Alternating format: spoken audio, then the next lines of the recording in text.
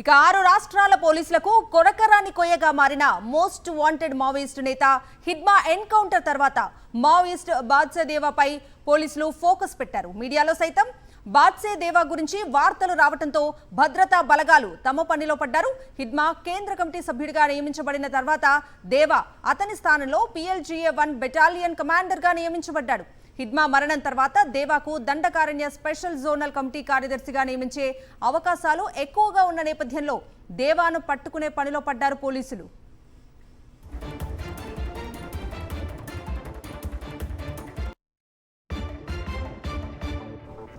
అయితే హిడ్మా దేవా ఇద్దరు సుక్మా జిల్లాలోని పువ్వుర్తి గ్రామానికి చెందిన వారే. మొదటి నుంచి ఇద్దరు మావోయిస్టు ఉద్యమంలో సమకాలికులుగా ఉన్నారు. దేవా ప్రస్తుతం సైనిక దళానికి నాయకత్వం వహిస్తున్నాడు. స్పెషల్ జోనల్ కమిటీ సభ్యుడు దేవా బస్తర్లో జరిగిన అనేక ప్రధాన సంఘటనల్లో జీరామ్ లోయ సంఘటన నుంచి డజన్ల కొద్దీ దాడుల వరకు కీలక వ్యక్తిగా ఉన్నాడు. పోలీసులు అతని కోసం చాలా కాలంగా వెతుకుతూ ఉన్నారు.